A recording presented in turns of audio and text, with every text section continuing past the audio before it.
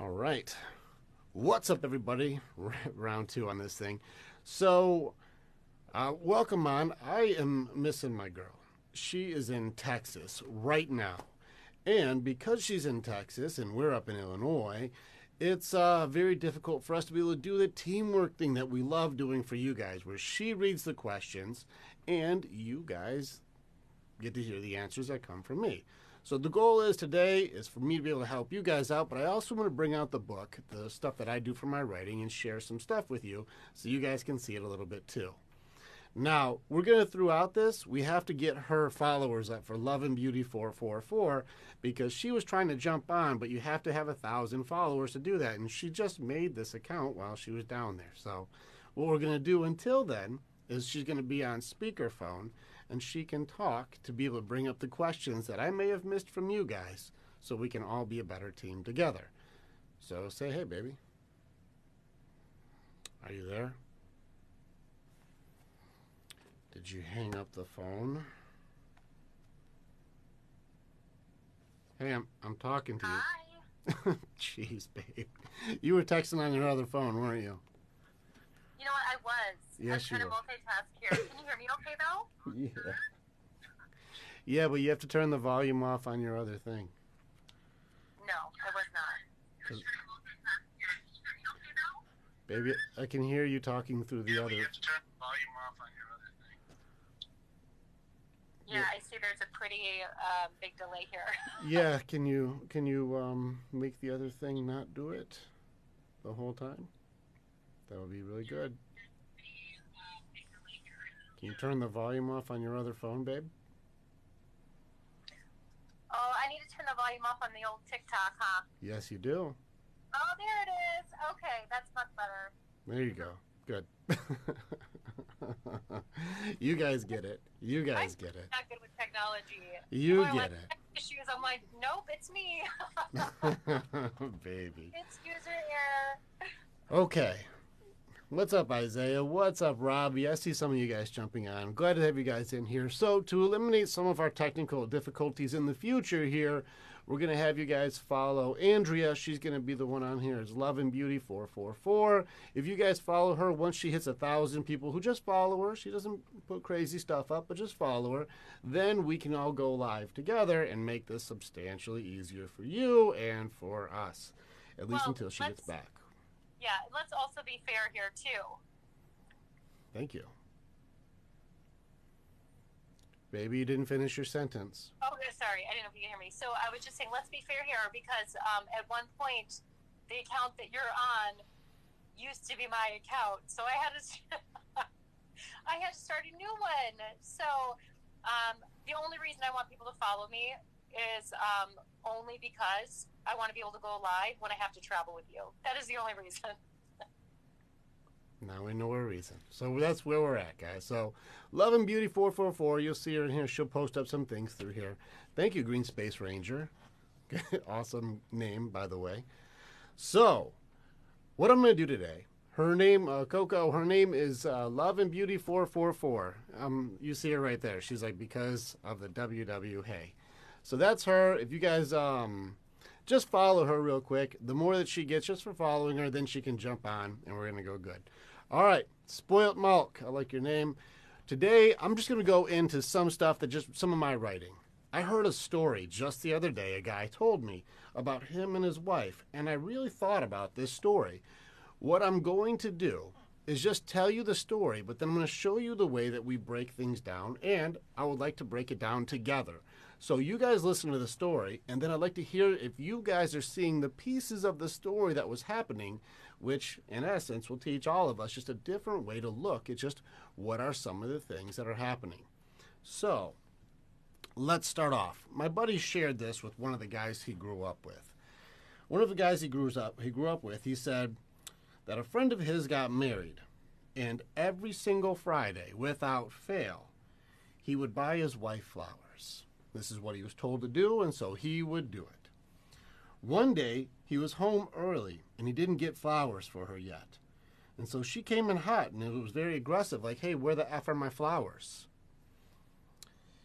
He, feeling the intensity of the question, felt disrespected and he could feel it implied that he's supposed to be obligated. He said these flowers are out of kindness and love, not obligation. Her, still deep in her feelings, demanded that he go and get her flowers right now. He told her with that level of entitled disrespect for his kindness, he's not ever going to buy her flowers ever again. And from what I understand, my friend told me to this day he still has not bought her flowers again. So, quick breakdown on just that quick story, just a real quick thing. It was like, wow, like that went off the rail really quickly. What the heck just happened in this story? What the heck is going on here? So, I believe that this guy is a man of his word.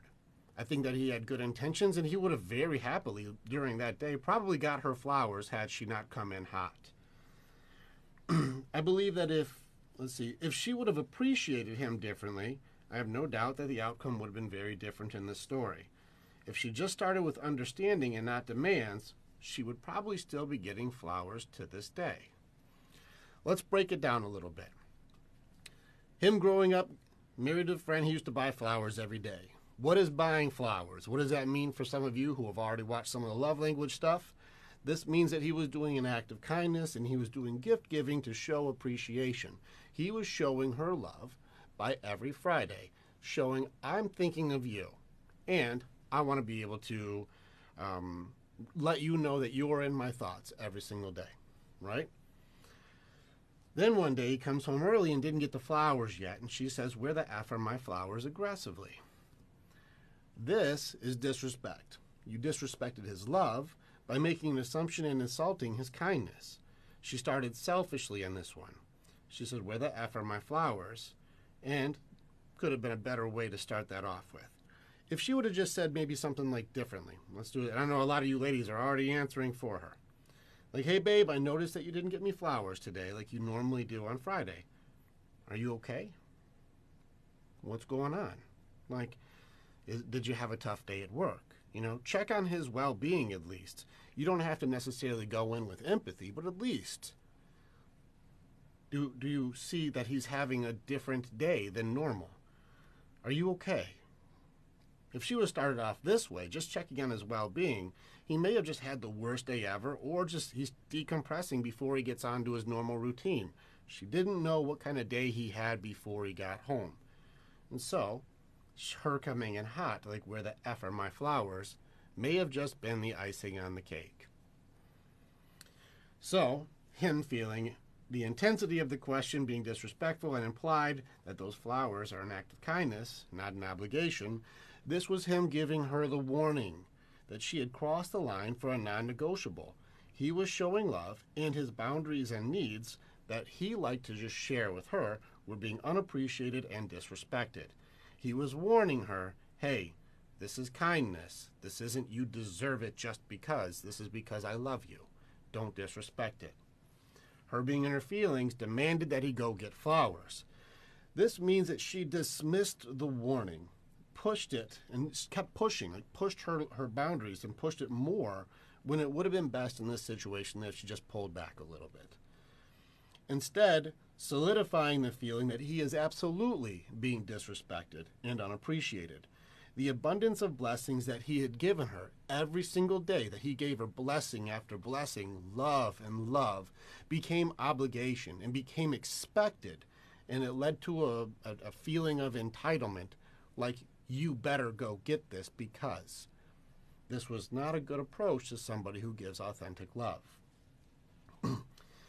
He told her with that level of disrespect and lack of kindness, "You know what? I'm never buying you flowers ever again." The more I would say of the story is, don't try and force favors. You can't demand people to be kind. And if you want to get love, you don't just tell people or make demands that they love you. That's not going to work, because people give love and they sacrifice and they are always giving to make it so that there's something stronger with the two of you. And if somebody starts feeling unappreciated and making demands, it kills it. Pay attention to the small, brief, beautiful moments that are happiness. because by design they're temporary. When you choose to not appreciate your blessings, you will wish that you had when they're gone or taken from you.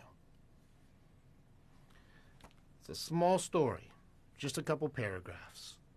But you can see there's a lot of life lessons that go through all of these things where on both sides, these are people who were sticking to their guns, but sometimes you push and sometimes you pull.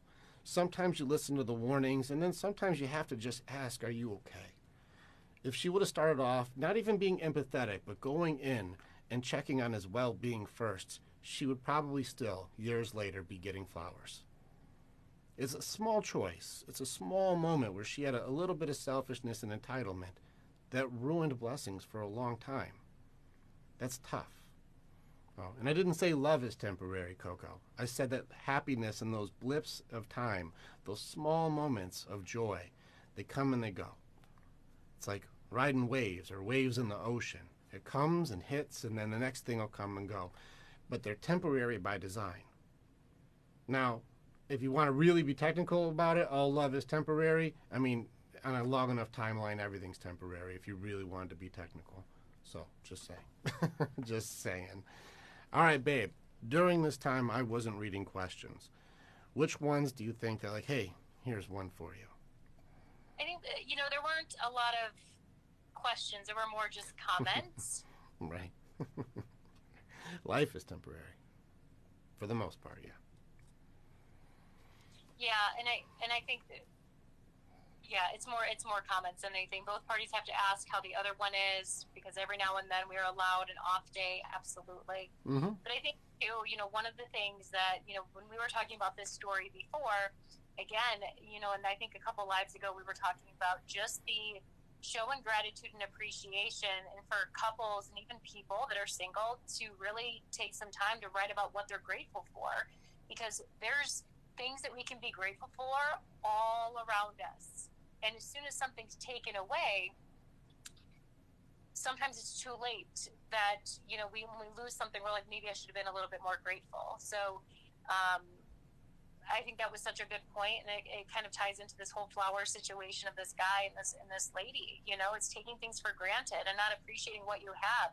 Mm-hmm. And we see that often. So gratitude journal or just a list of things that you're grateful for is so important. Mm-hmm. Yeah, well said. Yeah. So there's a lot there, and this is the point is, and the reason that I wanted to share this story with you is we have instances like this all the time in our lives, or you hear people's story like this all of the times, but we don't really break it down to the point where you can see what each piece is actually doing and where in the story, if just a little bit of a different approach or a different choice was made, the outcome would be completely different. And hopefully something in that is something where you go like, oh man, I'm going to have a higher awareness now whenever my people are doing something sweet, or be able to show more gratitude for the kindnesses that people do for us. I think it's easy when we have so many blessings to kind of dismiss because we have an abundance. But whenever we're lacking or we're feeling like we haven't had a blessing in a long time, it makes it so it's like, wow, is this lottery or what did I just win here? Yeah, and I think too, saying like be grateful, have a gratitude journal, or like be appreciative. Those are words that gets tossed around a lot. Like those comments, I even found myself saying it, but like being able to really put it into practice. I mean, even for something as simple as, let's say the guy in the relationship, he's the one that he takes out the garbage and the wife does the dishes, right? Mm-hmm. Just because that's the role that they play doesn't mean that that's the expectation. And, I would say, years ago, it would be something that my comment would be like, yeah, that's your job. That's what you're supposed to be doing. That's what you signed up for. Where now, the older version of me is more like, thank you so much for taking the time to do the dishes. You don't owe me anything in a relationship, but I sure do appreciate you you taking out the garbage or you doing the dishes and stopping and supporting your partner in those things, because it is so worth it. Your relationship will be so much stronger because of it, rather than just expecting, so. Yeah. Here's a question. How much gratitude do you guys have before like you ran out of gratitude? Like what's the amount of recognition and being thankful and showing kindness and appreciation for the efforts other people do for you? How much like do you have? Is it like I only have 4 comments in me a day that are kind, or I can only show appreciation 2 times before that's my limit? Like how much appreciation between, even through your day do you have until you're like, I ran out of appreciation? That's all I have for the day. Is there a limit? Someone says until they stop reciprocating. Well, it means somebody's hitting a limit. And Yeah. it means that there's something there, and that's a conversation. Like Spoilt Milk, like, that's a funny name. That's a conversation. This is a conversation that if you guys aren't able to listen to each other, it's going to be like, well, what are you guys doing if there is no reciprocity? If you guys don't have anything that you're both getting from the relationship that's positive, what are you in the relationship for then? I think that's where people forget is it's a partnership where we are supposed to be bringing something to the table for each other.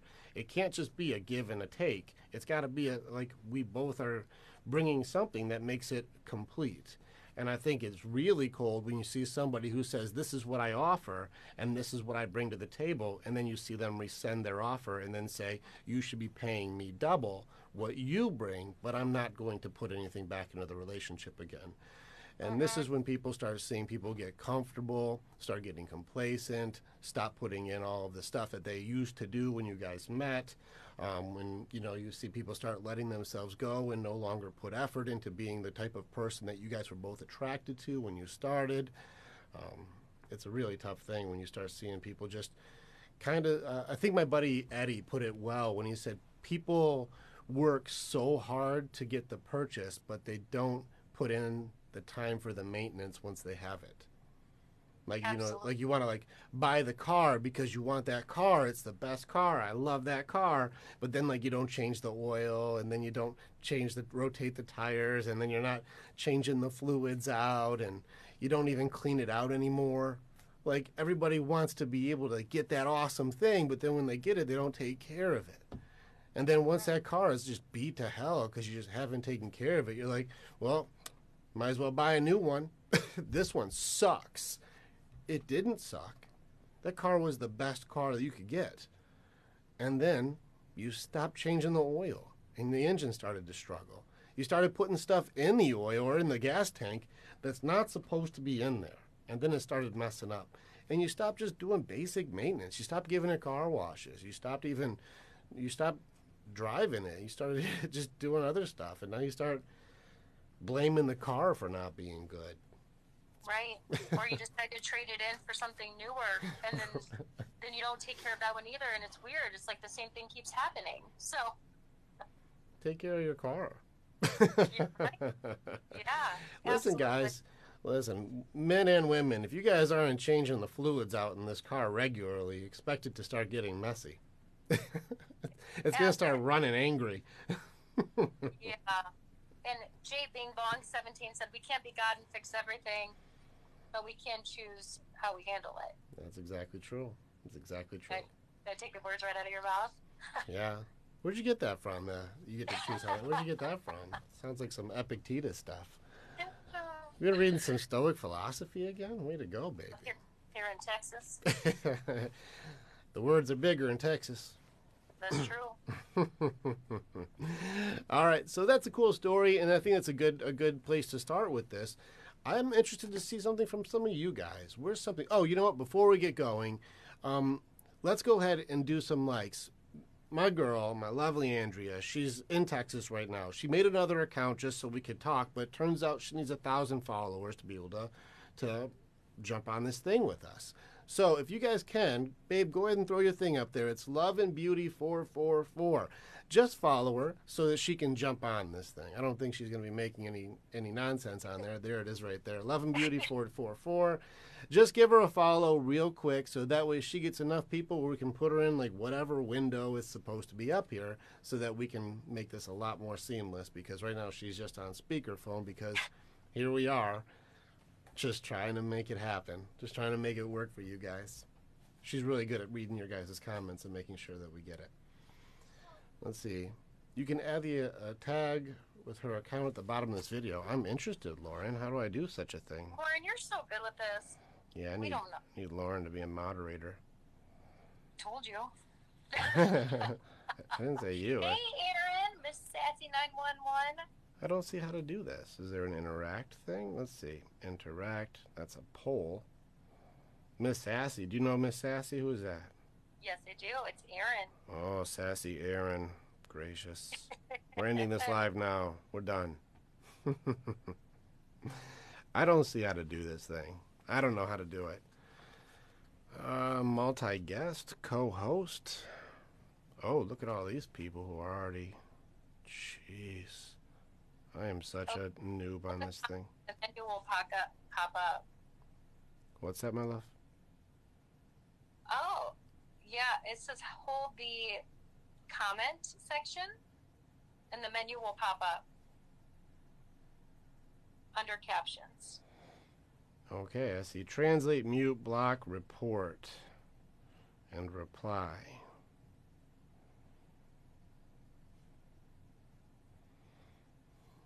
That did not do the thing, baby. It's okay. We can just continue like this. All right, let's keep going. I'm looking like my grandpa trying to do like the remote control thing where he's doing the one letter at a time to put his email in with the TV remote. We're not Takes gonna like get 2 it. years to put his email in. Jeez.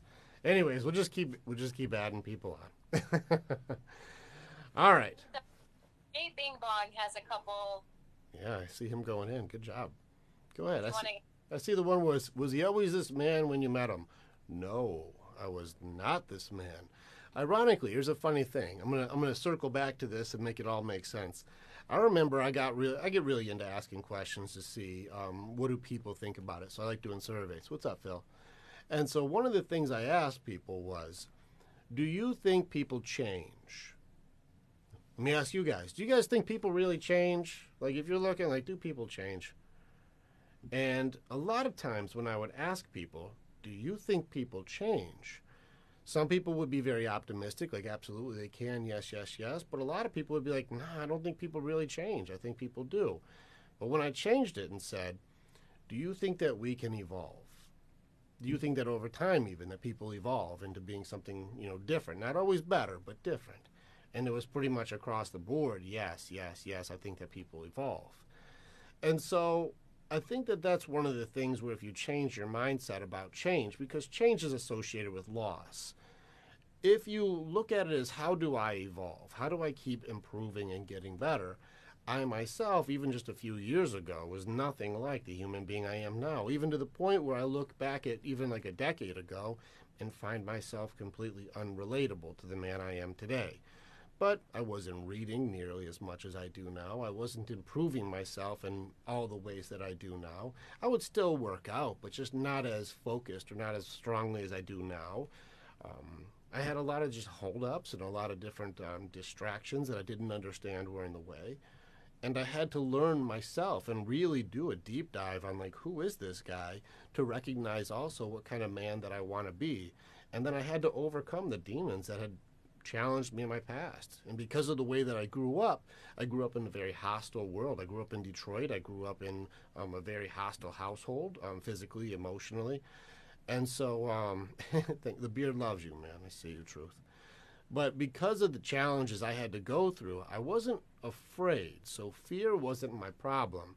But because I was raised almost like a soldier, where you could go into battle and you're expendable, I didn't have very much self-worth. I didn't understand myself as far as what's my value or do I even have value. And I had to overcome doubt. And it took me a lot to work through doubt because it would attack my confidence in what it was that I was doing.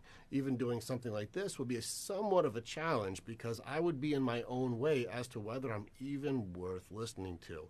Even though I'd been reading and developing, I still had so much uncertainty inside of myself. Until I learned how to fight it.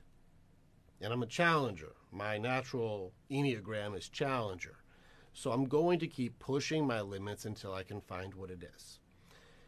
When I realized what doubt was, doubt sounds like a friend.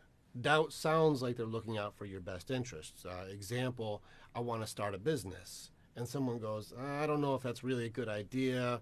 I don't think that you can do this. I don't know if it's a good market. It's not really your strength. Maybe you should stick to what you're doing because it's a little safer. It sounds like that's good advice. Like that's someone looking out for you. But if you listen to what doubt is and you listen to what self-doubt does, doubt is actually offering you nothing. That's the offer. Nothing. If you said, I have a dream, like Daniel said, if I have a dream and I want my beard to look sharp, I want a nice sharp beard like this, that's my dream. And someone says, I don't think you can do it, man. What is the offer? You're offering a dream, something I want, a goal, a vision, something that you want, an idea even, something fragile but powerful. And the offer is, I don't think you can do it, which is nothing, which leaves you the choice. Do you say, I accept nothing. I will continue with what I'm doing, and I will do nothing. I won't follow a dream. I won't follow my goals. I won't entertain my ideas. I choose nothing, and nothing changes. Or do you say, thank you for the offer of nothing, but I'm going to decline, and I'm going to move forward, no matter how hard or how much you don't believe it'll work, with what I believe I'm capable of. I think it was Henry Ford who said, if you believe you can or you believe you can't, either way, you're right.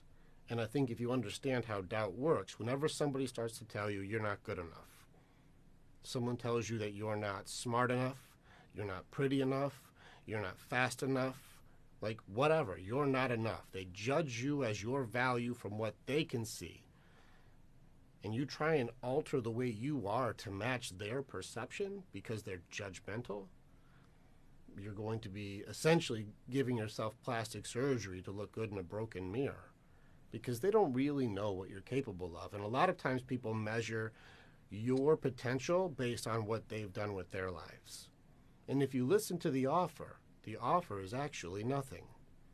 And if you catch that, you don't accept the offer for nothing and you keep pushing forward for something.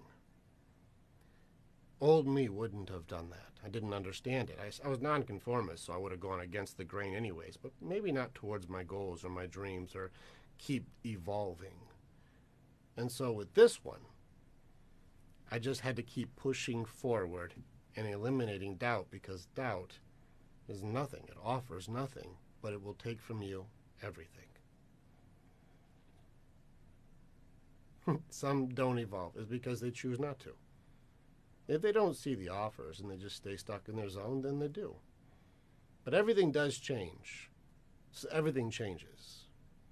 Shame is cruel. If you want to get into shame, I can get into shame. Shame and blame are interesting ones. I broke shame down to this. I'm going to get in, baby. They got me going. If you got me going, you already know I've been writing about this for the last year. Okay, can you answer one more question real quick? You sure? Because I'm on fire in my heart right now. You ready? No, listen, I know you are, but this is relatable to what you're just talking about. Okay. All right. Is doubt ever good? How can we differentiate when it isn't or is? You'd have to give me a specific example on that one because you never know. I mean, sometimes it can be good because, like, sometimes we get caught up in an idea that's not good, like that offers danger or is clearly a terrible idea. Okay, I'll give you an example. I watched a movie where a guy wrestled an alligator, and I want to give it a go. I'm pretty sure I got this. My dream, wrestling alligators. I'm going to go jump in the pit. And someone goes, I don't think that's a good idea. It seems like a bad idea. Well, in that case, he's offering doubt because doing nothing eliminates you getting eaten by alligators or sharks or something like that. If it's something that's dangerous or like something where like, hey, I want to date that girl, and they're like, that's the girl that everybody's been with, bud. You can't turn a hoe into a housewife, so don't do that one. And they're like, no, I'm going anyways. And then inevitably she's cheating on him with everybody, and it just goes exactly the way that person's morals have shown to be.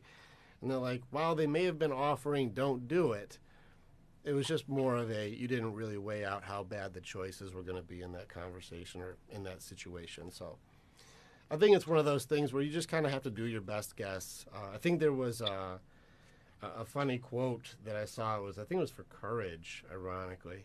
So, like, courage, the definition is to know something may hurt or may be difficult and still doing it anyways. But stupidity has the same definition, and that's why life is hard. It's like it might hurt you, but I'm still going to do it anyways. Stupidity and courage had the same definition. So, how do you know which one is which? You said it's impossible to change. If you run into belief systems that you believe it's impossible to change, then you're right. And if you believe you can change, then you can. It's just your belief systems will tell you. Let's get on the shame one, man. I really want to get into the shame thing. All right. So, when it comes to shame, here's how I broke shame down. Shame is defined as you feeling bad for who you are. You know, guilt is where you feel bad for what you've done, but shame is when you feel bad for who you are. And you're supposed to be knocked into like a submission. There's 4 main enemies within that attack you. It's going to be fear, excuses, doubt, and distractions. Now, if you're on your purpose, if you're in your goal system, if you got your belief system, feeling your potential, going hard towards the actions that you put in, the actions giving you the results, and then the results fueling your belief, and then you just keep it going. When you're on mission and you're on your purpose, you're definitely going to be going harder at like whatever it is, where you're going to be harder to hit from distractions because they won't hit you because you're moving. The excuses aren't in the way because you blast right through them because you know what you're going for and you're on fire right now. Doubt isn't in the way because you can see the results are fueling your belief system that it's going really well, and fear isn't really a factor because you know that you're doing what you believe in, and so it just you don't get the imagination stuff of what if it goes wrong and all these things. It doesn't slow you down. You keep going. But if somebody hits you with shame and you feel ashamed and you feel like you're not good, if you start judging yourself or letting people tell you like you know, anything to make you feel like you should feel bad for who you are. Oh, you're just letting everybody down, or you're just going to leave everybody. You should be ashamed of yourself, or you should feel sorry for what you do. What that does is it takes the wind out of your sails. It just makes it so you stay stuck. Shame is the equivalent of not moving. It's like limbo. Shame is I'm stuck here because what's the point in going? Shame starts leading you into sad thoughts and self beat downs in your mind. It starts pushing you towards depression and self-hatred because you should hate yourself for who you are. And when you're stuck like that, it makes it so the other enemies within now aren't hitting a moving target. Now they're hitting a stationary target, much easier to hit. And so that's when doubt can start creeping in on you, because now I don't know if I'm really a good person, and I should feel sorry for who I am. And when you feel bad for that, then you start going, well, you know, what's the point really of me even trying to do anything better? I already know that I'm not good, so why should I even try? And so doubt goes in, and then fear starts to creep in there too. Like, but if I do try, it's just going to reinforce I'm a terrible person. This person's going to hate me, and what if that person does this, and what if that person, and what if this goes wrong, and then what if that happens? And now you start making up alternate futures, but all of them end with failure.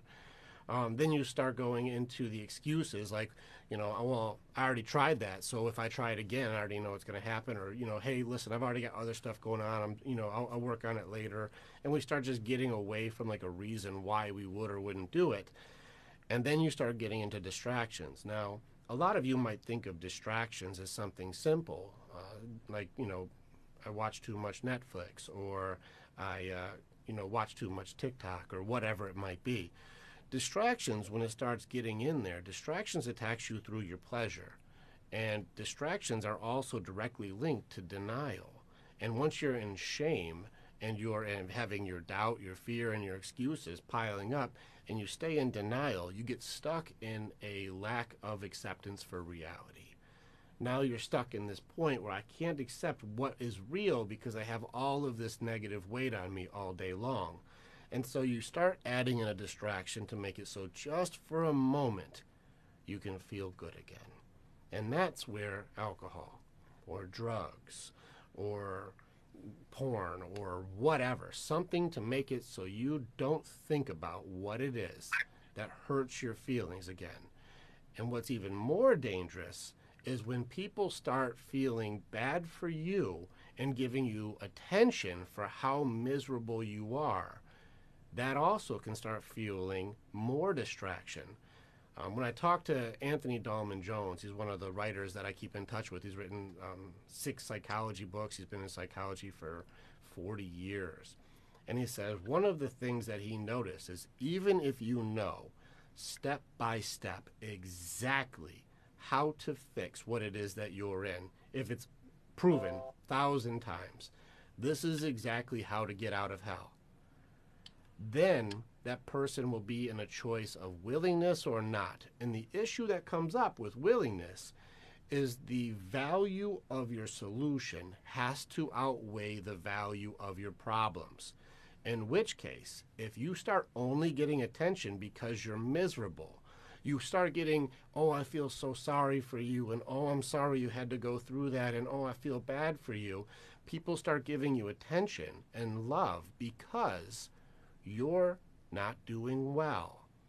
Well, this is the only time I've been getting any love. And so when I'm getting love for this, now I'm going to be sharing my sad stories. And we all know that person who is the misery loves company person. The person who keeps sharing every day is a stormy day. Every day is the worst. And even more fun when you offer them the exact solution to that problem, how they just kind of blow that off and then take their sad story to somebody else so they can get that negative attention. When the problem is more valuable to you than the solution, there is no way that they will ever choose the solution. It's not possible. So when you're stuck in a shame system, misery can even become the addiction. Now, when you're in so deep that you won't accept the reality of what things are or accept the solutions to make it so things can get better, that's when you start compounding all of it. You combine that fear that nothing will ever go wrong. Like, I can't never go right. I can't make it work. It's never going to work. You start making excuses why not to even try. Your goal system has been gathering dust for a long time, so you're not working on a mission or a goal. All of these beliefs are now embedded into your identity, so there is no changing what you believe you are. You believe you are broken. You believe you are abused. You believe you are worthless. You believe you are whatever it is. Then you go ahead and make it so you're highly distracted, which means you're either drinking yourself into a coma, or you're taking way too much prescription medication, or you're just avoiding life in general and just locking yourself in home. And then fear starts making it so you start convincing yourself that it's better to stay safe and secure at home. But really what you're doing is offering safety and security in your prison. And now you're isolated and you're all alone. And the more you do nothing and you live in negativity, hatred, shame, guilt, sorrow, and negative beatdowns that you do in your depression, now you start letting that doubt come in. What's the point? What's the point of all this? What am I even doing here? Nobody would even care. They may even fantasize how much everybody might care for just that one day, and that'll show them they should have cared more. It's weird thoughts. Starts going in. So, what is shame? Shame is the thing that makes it so you get stuck. So all of these things can start hitting you. But if you also listen to shame, it's just something that you have to also accept. Because if you don't accept that you're bad for being who you are, none of these things have a chance to slow you down. If somebody says you're not a good person for whatever, you can hear their judgment. But if you choose to accept that as your identity or your belief system, that's the only way it actually works. Otherwise, if you know yourself and you're confident in who you are, you can just thank you for your opinion, but I know that doesn't apply to me. And so I'm going to keep moving forward and not let that poison become part of my identity. I won't let it slow me down because you have an opinion based on literally less than a sliver of information that you know about my life. Kind of a funny thought if you think about it. How much people alter what they do based on people's judgments and opinions of them, when if you had like a pie chart that showed your life, like how much information there is to know about you, they would probably know less than 1% sliver of your life, yet you're still going to alter all of your identity and your belief systems on somebody's judgment. It's kind of an interesting moment if you think about it. It's so good. So I have a couple questions for you that were coming through. Yeah, I'm long-winded today. You got me going. That's shame when I can talk for days on this shit. It's so good. It's so good. And so many people go through that. I think everybody goes through it at some point in their life, honestly. All right, so a couple questions. What if I feel ashamed about an accident or something I did out of character? Mm-hmm. So here's the thing with mistakes, guys, and girls, everybody. Here's the thing with mistakes. It's only a mistake if you don't learn from it. We're all allowed to mess up. We do that. We break promises on accident, or we do something that was foolish, or we make a bad decision. Every single person makes mistakes. Now, the way that it would work ultimately, if you go, well, like, what's the best case scenario, is that everybody's able to give each other a little bit of grace for making mistakes because we like grace when we make mistakes. Now, it doesn't mean you have to forget. The reason you made the mistake is to not forget. The reason you made the mistake is so you know what not to do ever again. That's the reason you did it. Now, some people don't learn from their mistakes, and they have to keep touching the stove over and over again and making mistakes. Now, this is one thing when you watch somebody make dumb mistakes based on, like, I just didn't pay attention. I put the drinks in the wrong fridge, or I dropped a glass and broke it. Like, stuff happens, okay, these are small mistakes. But then you see some people who sometimes break major promises or break their vows or do something that's a way heavier cost. When people make a mistake like this, you have to be able to forgive yourself and learn the lesson. That was the reason why you did it. The only time it becomes an issue is when you go through all of the forgiveness phases and make a new agreement and a new vow that I will never be this thing that I made a mistake to do again, and then you do it again. Well, now we're not learning, and the cost keeps getting higher. There are costs for each choice that you make. It could be time, it could be love, it could be resources. There's a cost to every decision that you make. And if you're not learning from your mistakes, you're going to hold on to guilt. Guilt just slows down the healing. It could be shame that you're bad for who you are, just slows down the healing. That's what it is. Did you betray yourself? How do you betray yourself? I don't know what that would mean. How do you betray yourself? I think people do selfish actions or maybe lie to themselves, but how do you betray yourself? Wamble wire, I don't know what that means. I'm interested to know what that means. How do you betray yourself? Maybe give me a little bit of an explanation. Oh, he said, did you betray yourself? How do you do that? I don't know. If I did, I don't know what the definition that they're giving is for betraying yourself. I've never used that terminology like that before. Oh, not living up to your own values. That's fair. What's your value? What is it? How much is it? How much is your value? What's your potential? How much potential do you have? These are subjective terms. They are different for each person, and it's all based on your belief system. Right now, if I believe I'm doing the best that I can, like I'm doing the best I can do, is that not my potential? Like, I don't know what that means. Like, I think it's just, are you trying to do the best that you can every day? If you're not, well, that's the awareness. You're having the idea. I have a video called, Are Your Bad Thoughts Really Bad? I think if you realize I'm not living up to my potential, instead of shaming yourself to saying you should feel bad that you aren't living up to your potential, well, isn't that the awareness that you should maybe put some more effort into living up to your potential? Or I know I'm doing something that I could do better. Isn't that the wake-up call for you that you realized it's time to start doing something better? I don't know what you mean by saying, have you betrayed yourself or have you just not been living up to your potential? Because you're where you are right now. You can't change the past. That's already happened. But if you have an awareness that I'm not living up to my potential or I'm not doing the best I believe that I can do, isn't that the awareness for you to start to make a change? Isn't that the wake-up call? I feel like you just figured out your own thing right there if you're ever asking yourself that question. In which case, if you're ever having a thought that you feel like you're bad, isn't that the wake-up call to do something different?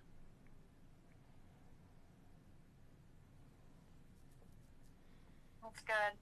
So, for YouTube, it's the Warrior's Way. Is the link at the top, right? If you go to that link, it's got all of our stuff on there on that page. If you go to the bottom, it's got the podcast stuff. It's got the book. You've got YouTube. You've got all the stuff is on there. Websites. We got a lot of stuff out there. And I just want to say, shout out to Lauren too, that's helping as well. Just kind of let everybody know. Rick does work directly with men, and he's extremely talented at helping men. But if you guys, we do have some openings, I think, for June. I know it's getting pretty booked up, but we have some appointments. So if you're a guy that's like, I want to talk through some things,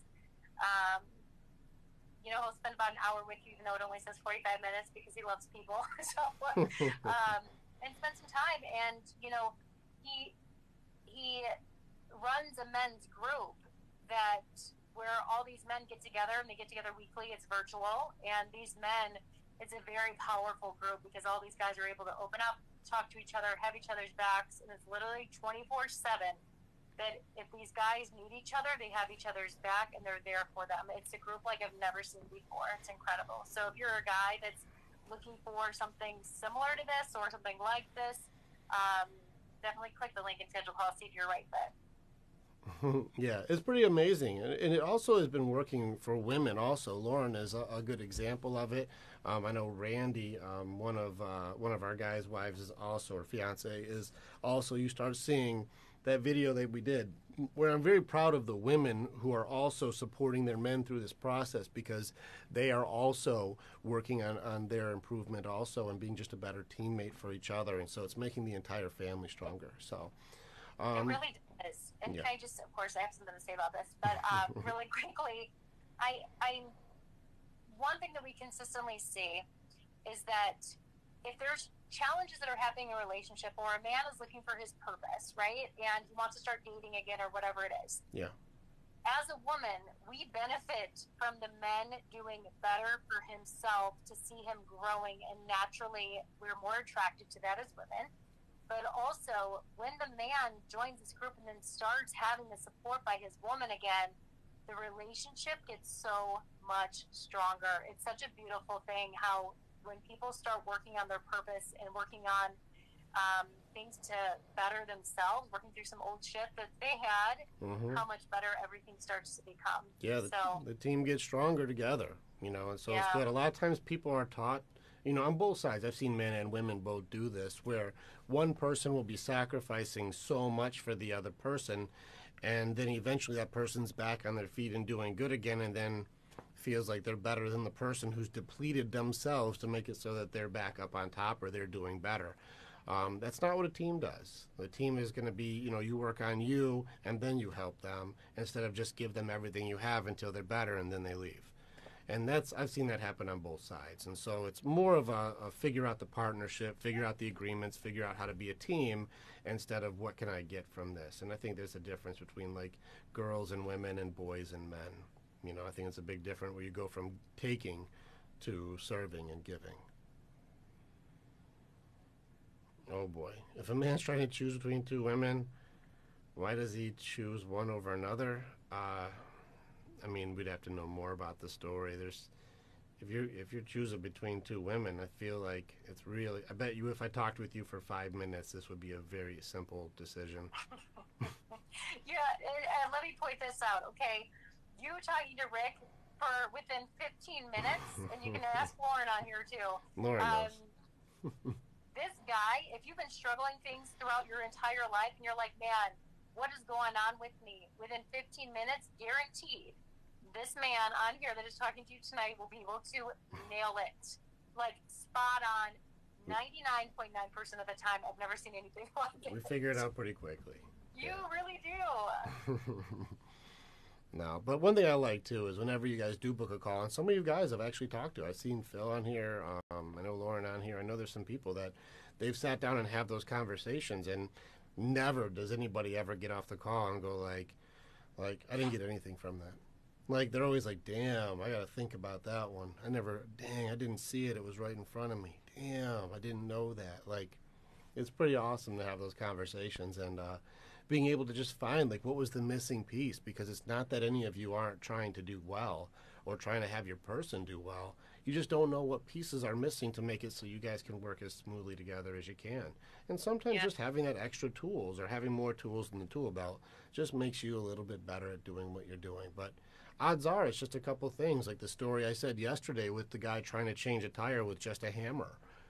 If he had the right tools, he'd have it done in no time. But if he's sitting there with a hammer, you can never get fixed. Yeah. Hey, this is Dominic. I see you, bud. I'm looking forward to hanging with you soon. Oh, Dom, I got something cool for you Saturday, too. You're going to like it. I got something I think you're going to like. It's pretty cool. All right. Yeah, Phil, we had a good conversation. Phil's a good dude. Good heart. Good dude. There's some good dudes out there, that's for sure. Some good guys. Do you want to talk about any of the? This is gonna maybe catch you off guard. You're gonna be like, why did you bring that up? But okay. Do you want to mention the couples thing that we're gonna be doing? Well, we don't have that polished out yet very well, but we've talked to some people. I mean, like Lauren and Tyler and Dominic and Randy, and we've talked to some people where like there's some ideas that maybe if we did like a couple. Like some nights where we had like maybe like 4 couples or 5 couples at max and get on it. We just kind of work on like the best practices to figure out how to hear each other better or how to understand each other or even how to like, have fun trigger words. I know that we even have people who have done funny things that make a funny word. That way you guys can like kind of giggle, like say, like bubble biscuits or something, or just some like silly words that make you laugh, or like, banana split, like whatever your words are to make it so that you go like, okay, that's the slow down word. We got to slow down. We've agreed that when somebody uses this, we got to take a second to slow down. So sometimes it's just having more tools. I know even for you and me, it was a really big thing for us to learn how to slow down and listen more. Because we were both a type that wanted to keep talking. We felt like we had all the answers or all the value, both of us. And so it would almost be like a who can interrupt the fastest to tell their answer so we can be done fighting. If you think about it, we were using disrespect as the way to end the argument. Yeah. Not very effective. And justifiably so, right? So well, don't get me started on justifications. I'll go in on that one. Yeah, Justifications are fascinating to me. Yeah. I think that's one of the most amazing things that we do is justifications. Anyways, I'm sorry to interrupt you. No, Walter, I want you to answer this question. Is it important for women to understand how men's mind work as much as we have to understand theirs? Great question. No, I don't think that it is important for them to understand how we work. I think it's just simple things. Like I think as far as understanding what are the basic needs or unmet needs for each other, I don't think we really have to fully understand exactly how we work, but just being able to understand how we work well together, because things change, opinions change, subjective stuff happens, and especially for women, I know I've even talked to women often, and it's like the weather even inside of them, and most women I talk to also don't enjoy it, for the record. Like they're like, I hate that 1 second I'm feeling cool and then next second I'm just not cool, and then next second I'm like, leave me alone, but then next second I'm like, give me a hug. Like they don't like it either. The hormone aspect of things is very unstable. And it's not a fun gig. It really isn't. And guys really, truly don't understand that level of like the hormonal shifts. Like we have some, but not to the level that women do. And so we have a hard time understanding. We really do. It's hard for us to be as empathetic because we can't connect to that type of behavior because we don't have that same mechanism in there. This is something that, like, I'm not trying to get into this conversation, but just as far as reference, like, how can I even identify, knowing both sides? I had a friend many years ago who transitioned from female to male, like full sex change, hormone therapy, the whole nine. They were an adult. They were not like a young person. This was a full adult, but they made that decision and they changed over. And I remember talking to them about it, and they said being male was physically 1,000 times easier. They said because the hormone shifts almost didn't happen at all in comparison to when they were female. He said that it would be all over the place, all over the place. But now being male, like, I don't have those same shifts. One thing that was also interesting that he said was, like, it's interesting how much people stop caring about you when you're male. As a female, he felt very heard whenever he would talk. The doors would be open for him. There was more consideration. There was more looking out. If you were in trouble, people would always come to help. And he said, when I was a man, like, as soon as I've switched, now I'm male, the doors don't get open for me anymore. And when I'm talking, people dismiss me. And whenever I'm in danger, people just watch. It's one of those things where, like, the same person, same human being, but just at a different appearance or a different lifestyle or a different whatever, completely different across the board. And so it's one of those things where it's interesting just to see how that stuff works. But do you have to understand? Do you have to understand each other? I don't think so. I think sometimes it's just one of those things where even, like, babe, you'll be going and you'll just need to just vent it off. It doesn't mean that I have to understand what it is you're talking about. Sometimes you just need me to listen to you. Yeah, just listen. I don't even put any 2 cents in. I'll just go, like, are you venting? And then I'll just let you go. And then I'll go, you feel better? And you're like, I do feel better. I'm like, good. And, like, it's important for us guys because it's, just so you ladies know, venting is not easy for men. Just so you know this. We don't do well with it because our design is to try to make you happy. We are fixers, naturally. Now, some of you women are also fixers, but for the most part, guys are just wired to fix. We're wired that way. If you say, hey, we don't have enough milk, we're like, I know how to get milk. I'll get you some milk. You're like, no, I don't need you to get milk. I was just saying we don't have any. He's like, but that's like the cue to save the day, and I'm going to be the hero. I'll get you some milk. And then he goes to get the milk and comes back and go, why did you leave me? Well, I wanted to get you the milk so that you were good. I told you I didn't want you to get milk. Well, then why did you say we needed milk? I just said we don't have milk. We're like, I don't understand. I did the thing for you. I sacrificed and I paid for it and I left and I did the thing. And what the hell? Why didn't you go, thank you for being my hero, babe? Instead, you're saying, why did I leave you? I don't understand. And that's where sometimes I'll just ask, are you venting, babe? And you'd be like, I'm just venting. I'll be like, I'm going to turn off my superhero mode. I'm going to turn off my fix-it mode and just go, all right, go for it. But just so you know, ladies, we are not wired to be good at that. That is not easy. It goes for kids also. It does. Same mechanism. Sometimes you just have to make sure that, like, all right, hey, I'm not going to go into fix-it mode. Even though it seems pretty obvious, you're like, just leave it alone. And just at some point, I'll go like, do you want that to be fixed? Or are you just venting it out right now? And if you go like, I just wanted to vent it out, be like, okay, cool. Now, just so you know, if you got a decent guy, he's probably going to fix it when you're not home. I would. Yeah. You'd be like, I just wish that this thing was working better. I wish the door closed right or whatever. I'll be like, oh, yeah, I hear you. Do you want me to fix that? No, I'm just saying. Okay. When you're at work, you're going to come home to a fixed door. I'll fix that fucking thing. So it's just a funny thing. Sometimes you just choose to do acts of kindness, and hopefully you're appreciated for, like, the wisdom or the sacrifice or the hard work that you put in for each other. Yeah, magically, Phil. Magically, the door is just now working again. It's magic. Yeah. Walter knows. He's a fixer. Walter, yeah. Yeah. Oh, that's funny. What about Uh, justifications? Look at Nama Freight or something like that. That's super sweet with Vanessa. He's trying. He I wants to know. be your I best think guy. they're a couple that's on. You guys are adorable. I I like love that. that. I'd like to meet them. I'd like to meet them.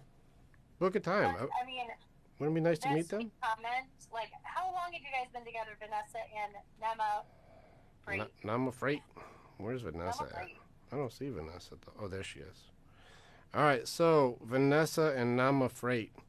We just followed you guys. Oh, it's a private account. I can't follow Vanessa. But I followed Nama Freight. And you guys, you're scheduled for the 21st? Daniel. Oh, yeah, Daniel. Okay, that makes it a lot easier. Oh, wonderful. Yeah, so I get to talk to you guys in a couple days. Do you guys both want to be on for a little bit and then I can hang out with Daniel after that? Or you just want me and Dan hanging out? Because, yeah, we did that with even Lauren and Tyler. Like, we've had some couple times for a few times. If you guys want to do that, it'd be nice to see both. That'd be really great. So I'll give you guys a choice. If you just want me and Daniel hanging out, that's fine. But if Vanessa, if you want to be on there, it's a pretty cool time to hang out with couples and be able to work on some things together. It's good to have a translator sometimes too. It's nice to do that. So if you're like, he says this, it's like, well, what he's really saying is. Go ahead, babe. Is it May or June? I guess I could look at the calendar. I don't have. You are on my calendar right now. You are my person. So it's June 21st is your solo appointment. Yeah, so that's in a few days. I look forward to it. I look forward to hanging out with you, Daniel. That'll be fun. So yeah, have you and Vanessa be on. It's gonna be a Zoom call, so you guys just be ready for that, and then we'll hang out. It'll be a good time. It's pretty fun to do. So have some questions ready and like be ready to tell your story a little bit, and we'll get into it. And you guys will see it's even more fun. I'm really just a regular guy here. I'm here to be human with you guys. People get surprised. I had one guy the other day like, dude, I watched your videos like 100 times. I can't believe it's really you. I'm like, it's really me, bud. Yep. Yeah, it's scheduled for June. Okay, Cool. that's all. That sounds good. Also, Lauren, let Tyler know I want to talk to him. Just to talk. I haven't talked to him for like almost a week. I want to talk to him. Nothing pressing. Just hear how he's doing. That's all. Check in with him. All right. That was pretty good. Let's see. A woman cries in front of a woman. She uses respect for him. And anyways, it can be. It depends on crying. It's one of those things that's impossible for guys to know. If he's doing like a lone, solitary, glimmering in the moonlight tear, stoic face, like I'm very sad, but this one lone tear, well, that can be acceptable. But you can't ugly cry like, oh, I can't deal with it. You can't like go that far because then like, yeah, well, you can, but it has to be. And this is not fair, but it a macho has to cry. be a severe circumstance like a death or something. Yeah, but even that justification, like to say, like only during this time can you really cry, like that's why it's not fair. But women don't typically want someone that's just going to be crying their eyes out. How's that person supposed to like protect you? Maybe so. There's degrees in there, that's for sure. But I know that I've had to ugly cry a couple times. I just won't do it around you. No, but you've cried recently around me, and I didn't have a hard time with it. Yeah, but that was strong, single, lone tear. That our baby boy just got killed, so I'm not doing that well with that one. Please verify, like, let people know that it was a dog and it's not a human. Oh yeah, it was our baby dog. It was our puppy. But it still was awful. Yeah, it was. Yeah. But yeah, I was there for that, and not doing so good. Yeah. Not a memory I enjoy having stuck in my head right now. So I've had a couple of our puppies have just unseen endings that were they were brutal, very sad. So those are a couple things that are burned into my brain. So I had to ugly cry, especially when Zeus was killed. Ugh, I was in the car ugly crying. I'll be real. That little guy. We've had two of our puppies were killed. Just one of the dogs just got food aggressive and went nuts on him one day. Just killed him. Like, it was just one of those things. Just a sweet little dude. It makes me even choked up even thinking about the moment. So heavy. So, anyways, no, it wasn't an actual human baby, but I mean, these are our family. I know some people don't look at animals as family, but we do, and We I do. put the time in. I train these little guys. I love them every day. They, snuggle and sleep with us all the time, like nothing but love. And I feel very blessed, even with Leo. Like, we had a good year and a half of just love and kisses and gifts, and he would get little socks and stuff, and having to go through with the amount of damage that happened to him, and then me having to take care of it. Like, it was. I'm glad none of you girls were home. It was terrible. I wouldn't have been able to do it. No, you probably wouldn't have.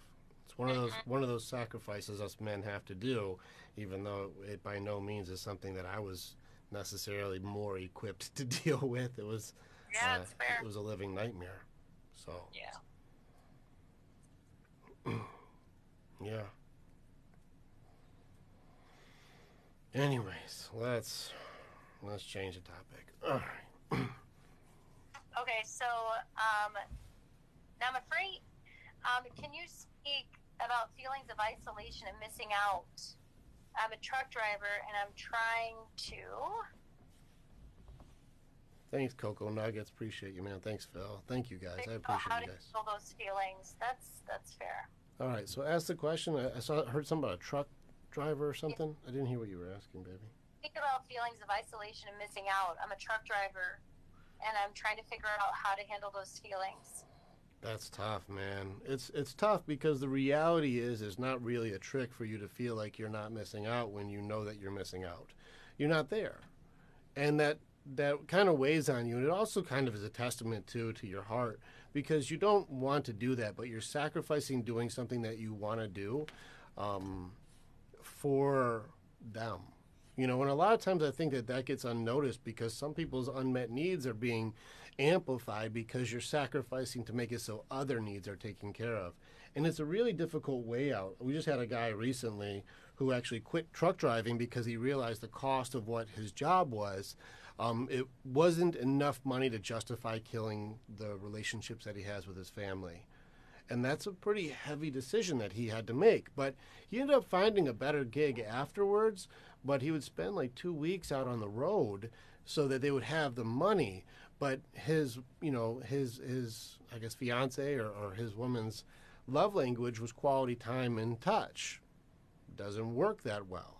Like, that's not one of the things that is going to work for their dynamic, because he's not going to be there for quality time and touch. And so while financial needs might be okay, not doing so well when it comes to the needs that she has for a relationship. So that reciprocity may not be that good. So it leaves a big empty space for people, and that's pretty heavy.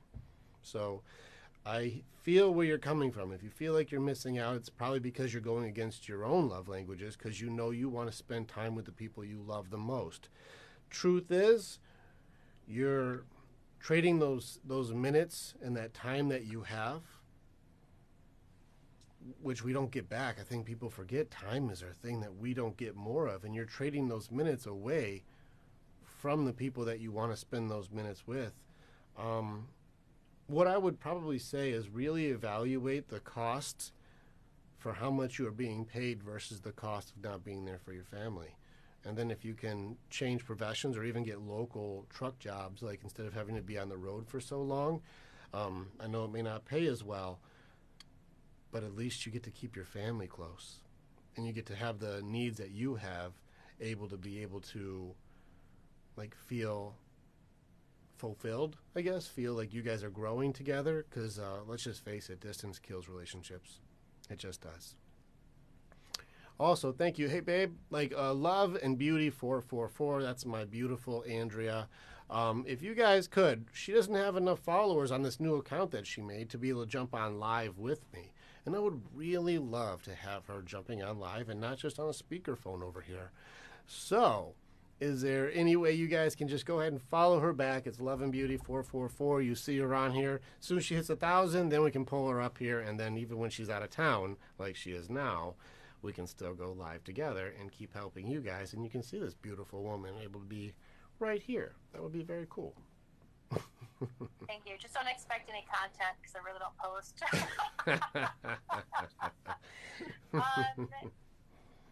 Okay. Me and my wife are both fixers. Please share your thoughts and best ways to communicate and appreciate.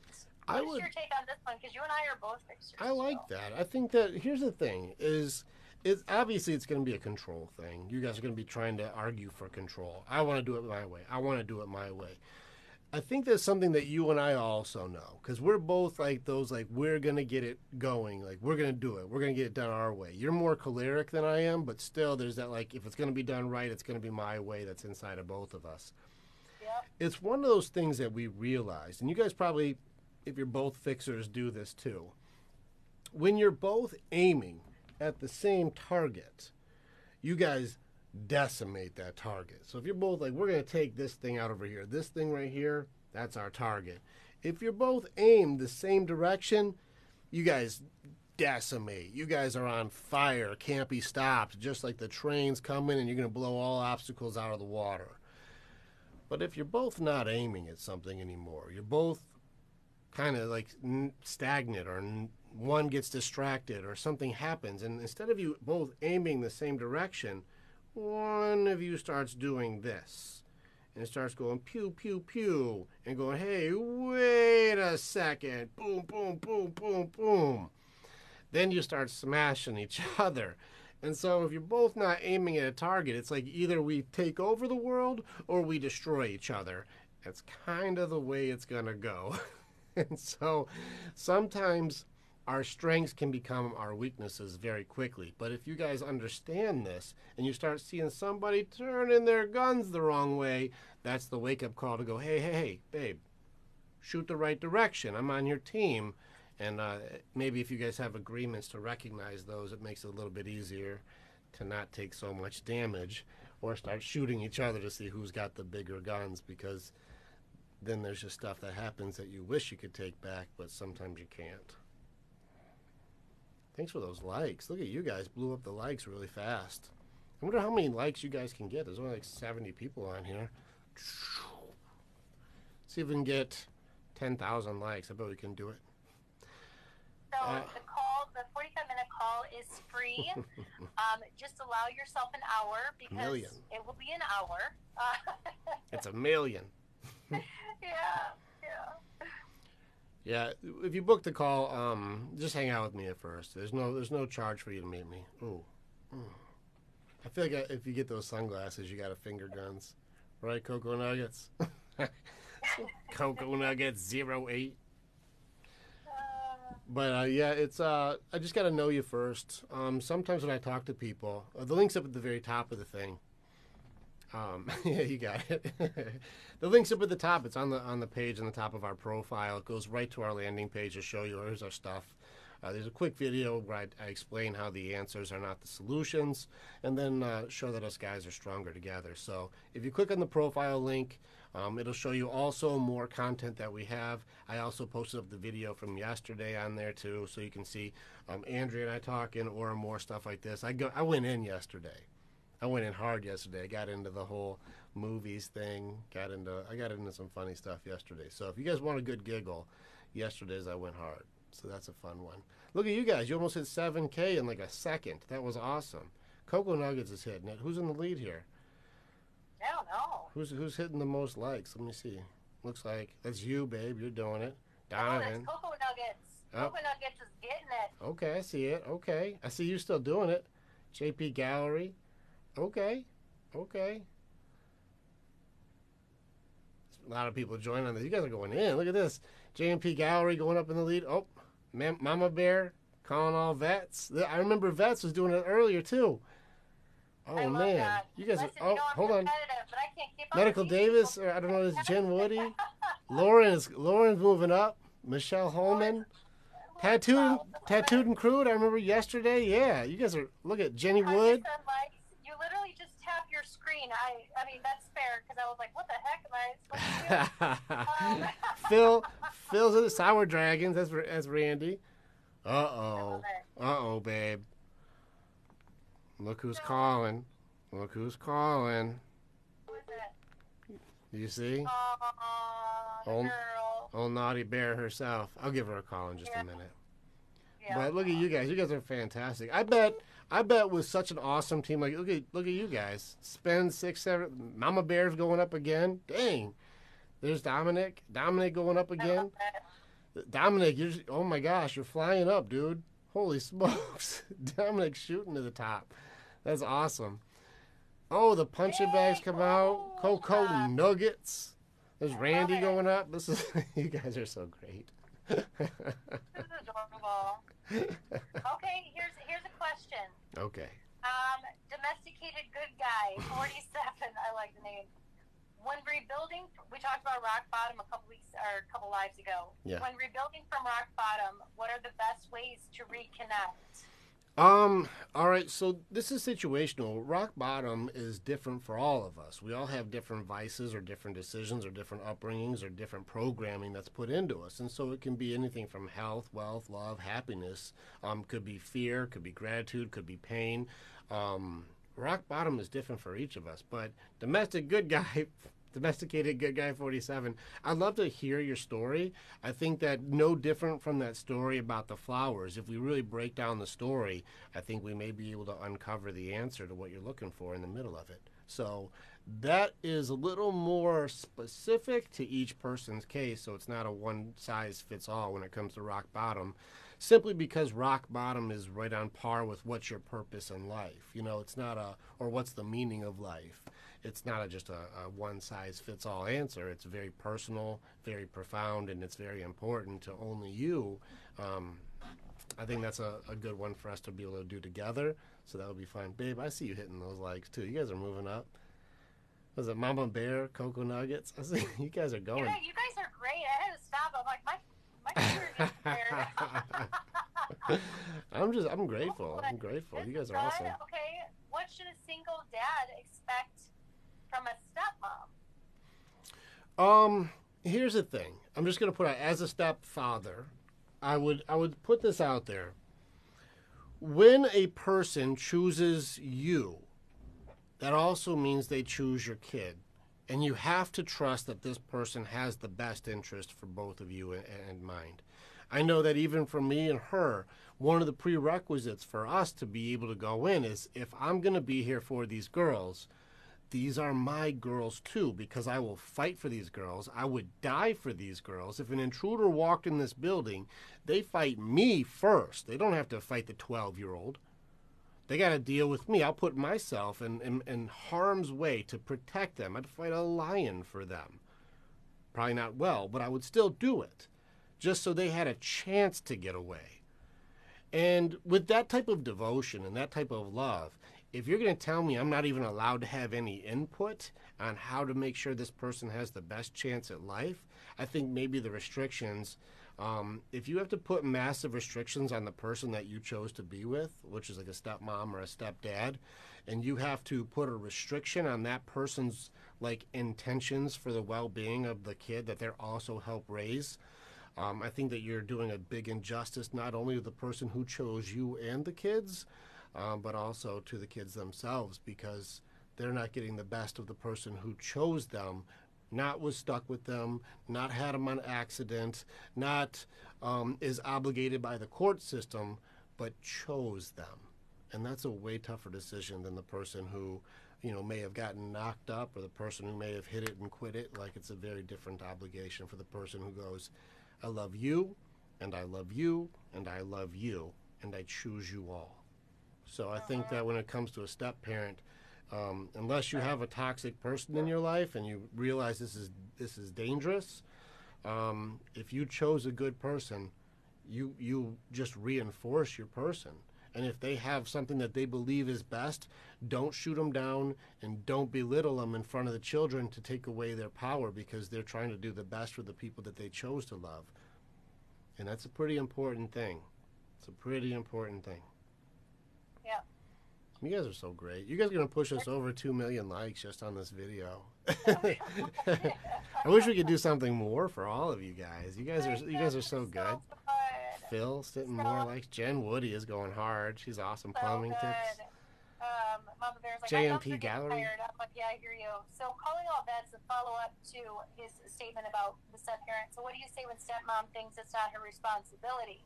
That's a sad story. I can answer this because I'm also a stepmom. I have my stepdaughter from my previous marriage.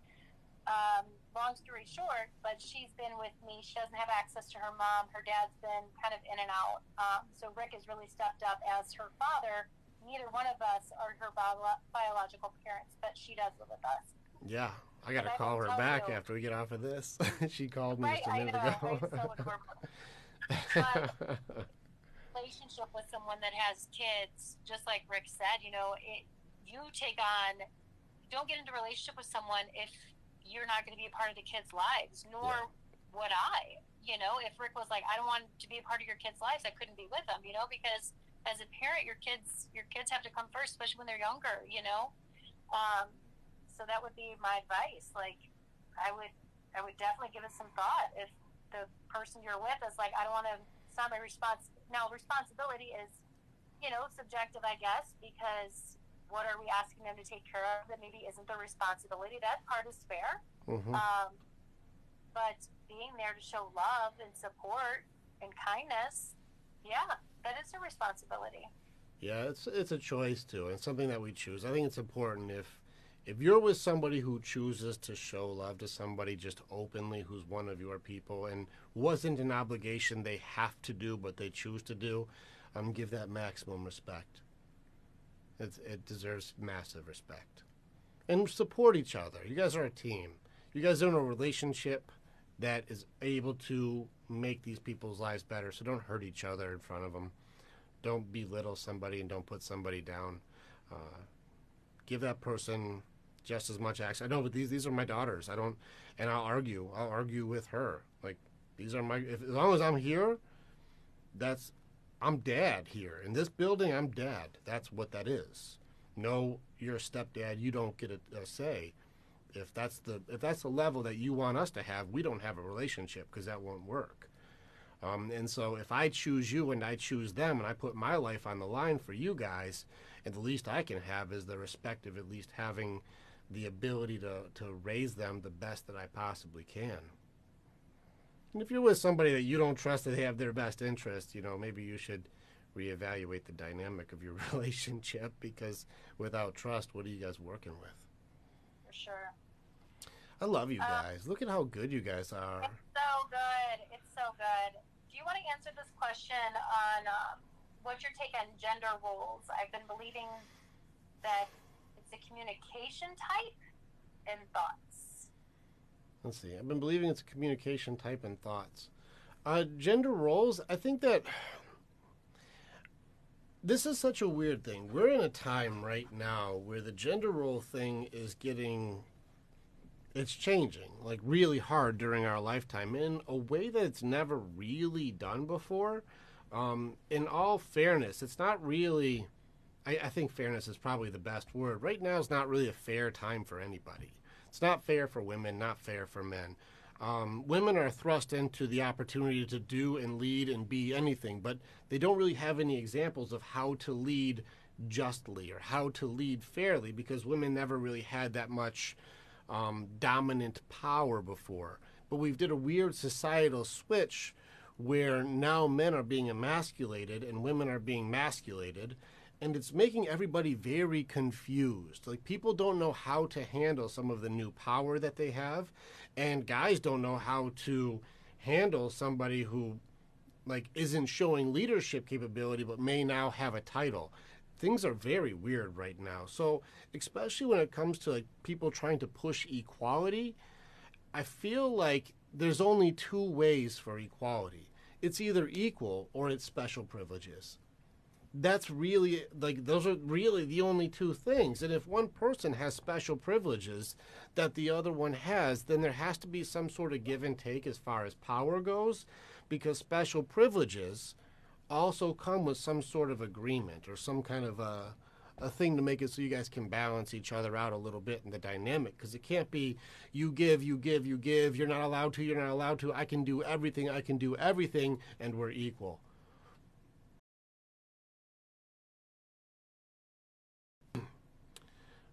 Battery's gonna die, babe. But I'm just saying, I don't think that that's what equal is, which means that your entire dynamic is going to be built on a foundation of special privileges, not equality, which means somebody's not going to be heard, not respected, someone's going to be overtalked or pushed down. I think when it comes down to the dynamics, you guys have to find agreements that work for you guys, but understand that this is such volatile times that even when it comes to men and women working together, we still don't have it down correctly yet, because it seems like in many cases there's new problems or more problems coming than there were before that. We don't really know the lines for what's appropriate or inappropriate, or what's, you know, provoking a certain behavior or not. It gets really confusing. And so right now is a very unique time where the pendulum is going to kind of swing in weird ways, but nobody really knows what the correct way to do it is. And so there's a lot of big mistakes being made on both sides. People don't know how to find the equal part, because people want to have equal, but a lot of special privileges. Right. And, you know, just chiming in as a woman, you know, here's my belief, in my opinion, we're not equal. There's so many jobs that men do that I don't want a part of, nor would any woman that I know want to be at the side of the building, like cleaning windows on a skyscraper. Yeah, like, you guys were all like, nope. We're not equal for a reason, but that also means that that doesn't mean that we're like one's better than the other either.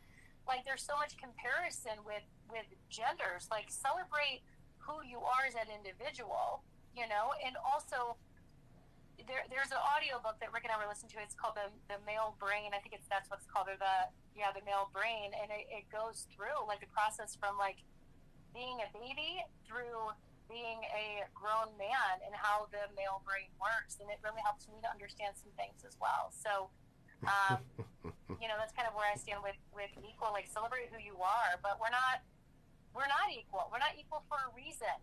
And nor do I want to be equal to a guy. Like, I want to be the best I can be as a woman, and that's what I'm going to do. But we're different for a reason. So, right. Anyway, and there's benefits, and like, we're attracted to opposites, and there's things that are benefits, but there's things that are being pushed. And truthfully, I think the thing at this pace where we're going, a lot of women, I would say women, are seeing the same things. Women are going like, whoa, this direction doesn't work for us in this one either. Because I mean, if it goes towards this direction where, like, you see the young girls who are going like, women are better at everything than men, and like, well, hold on a second, we're all going to be doing brickwork soon and digging holes out there in 97-degree weather. Like, hold on, if we go into this everyone's equal thing, we have to do like police work and terrible jobs and wrestle down gorillas. Like, we don't want to do this stuff. I don't want to put myself in a firefight. No, like, we don't want this. Yeah, there's a place for both genders. Yeah. Like, there's a place for both, and that's what it is. Like, we're just not. It's not equal as much as we want to say that it is, or Walter had a good point. You know, it's a government, and the media is it can be very toxic. Having 3 teenage girls, we are very aware. Media is tough, you know, and well, it's hurt. It's gonna, at the end of this one, girls lose, and that's the thing that I'm worried about. Is we have a house full of girls, and in this direction, because it's such a hyper aggressive push for people who want power but don't have leadership taught to them. You're watching people who have authority, and when somebody who doesn't have leadership capability or is not a strong person who has a lot of authority, they do bad things. And we're watching people who have never had a chance to learn how to be good leaders or have those skills or have good role models who now have authority, and they're doing bad things. This goes for both men and women. Weak people who have authority will abuse it. And in a world where somebody who may not be as strong as another person, when they start to flex the like I'm the boss around here, but the only way that you can flex your authority is by doing something like have somebody else take care of your dirty work. Eventually, the people who are taking care of your dirty work, or the people who are much stronger, are going to go, how about we just take the don't hit these people off the table? How about we just go back to barbarian rules? Might makes right. Because let's see how your authority works then. Then it's not good because we got girls. They wouldn't do well with that. I know this. Like, I'm like, this isn't going to be good. I don't want this.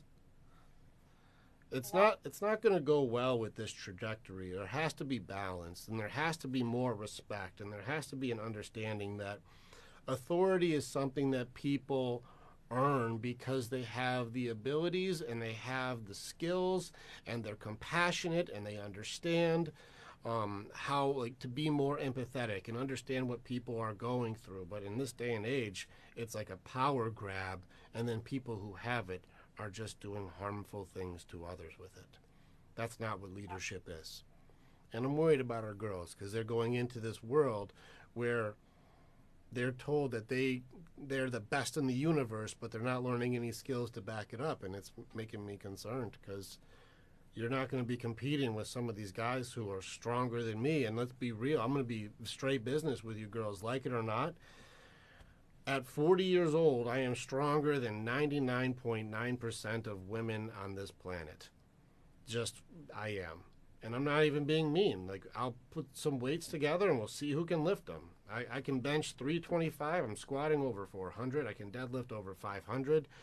I don't know any women who can do this. Now we get into Olympians or something like that. That's that .01. Sure. If I go and compete with other men, I wouldn't even make it through the prelims. Like, I wouldn't even get into the competition because as far as guys go, I'm above average. But I'm not going to be in the top, one of the strongest men alive. It's just not one of those things. And so it's not a fair game. It's just not fair. And so it's one of those things where, okay, yeah, so Jen Wood, if were you in the female, like, lifting thing? How much, all right, Jen, you were a strong girl. That's awesome, Jen. Congrats. I love that. I love when people push their limits. Jen, what was, like, just for example, you were a winner. What was your bench? Just for argument's sake. This is no shame because congrats on being the winner. Why is she answering that? Why is she answering that? You need to plug in that iPad, otherwise it's going to die. Oh, it's going to die anyways. 215 is a great bench.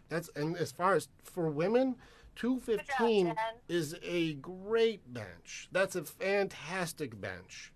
And I take nothing away from that because I don't know very many women at all who could bench 215. That was great. You said 215 was a squat. You had a 215. What was your bench press? What was your, because 215 a squat? Okay. What was your bench? Because I'm sure like you were going deep. Oh, you had a 450 squat. Because girls can squat. That's for sure. Oh, that was your squat. I'm misreading the numbers. She's got a 450 squat or a 215 squat. I'm going to take it as she's benching 215 and squatting 450. That makes more sense. It does make more sense. Great. Those are great lifts. All right. Perfect. Thank you, Jen. So even still, just saying right now, you were like a champ. Like you were like, can't touch it. And I'll be real, a 215 bench for females that's fantastic. That's so good. Not taking away from that. 225 is my warm-up reps when I'm just warming them up before I start going up in my weight. And I rep out 225 just to get it going. This is not to try to brag. The point is just how we're built very differently, and I can't even compete with that. That's not, if I went into a male competition with this, nobody would care. It wouldn't even be anything. That doesn't mean that you're not strong, It doesn't mean anything bad. It's still, like, you're still fantastic when it comes to, like, I don't know any other women that can do what you just said you did. That's really great. That puts you in, like, your top 1% of women strength, which is awesome. But we're not built the same. Like, we're just not. Because you have to be in, like, the 1%, less than 1 percentile for the strength that you were at. And I'm not even in competition like with the strength that I'm at. And that's pretty interesting thing. If you just look at like how are we built? Are we equal? Just the build? Are we equal? Like we're not That's why equal. women compete differently. That's right. That's why men and women are in different events, especially They physically. could be. And it's not Yeah. to take away from one or the other because there are especially women, not girls. Women are. I'm at 5%, babe. It's gonna happen. I told you to plug it Baby, in. we're gonna wrap it up. We're gonna wrap it up, okay? I gotta call Caitlin back anyways. But when it comes to this, it doesn't mean that one has to be considered better than another because there are just things that like women don't want to do certain jobs that guys will do, and guys don't want to do the jobs that women will do. We don't want to do the other person's jobs. Like when we're moving, I'll move all the heavy stuff happily. I'll move the couches, I'll grab all the heavy boxes. Happy. Will you please make sure that all the dishes are put in the thing with paper between them so they don't get all messed up when I move these boxes? I don't want to do that job. I don't want to pack the bathroom. I'll move all the heavy stuff, but you pack all the medicine I'll and get stuff. the bathroom. Yeah, you do that. I don't want to do that. We're a good team.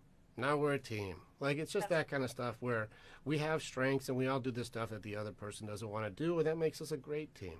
It's really good. In any Good case, job. yeah, we're a lot more traditional where we are, you know. But we've come to terms with like when we really challenge what are our roles with each other, they just found more traditional for our values. We don't judge anybody for theirs. It's just where we ended up falling for our stuff. So. Yeah.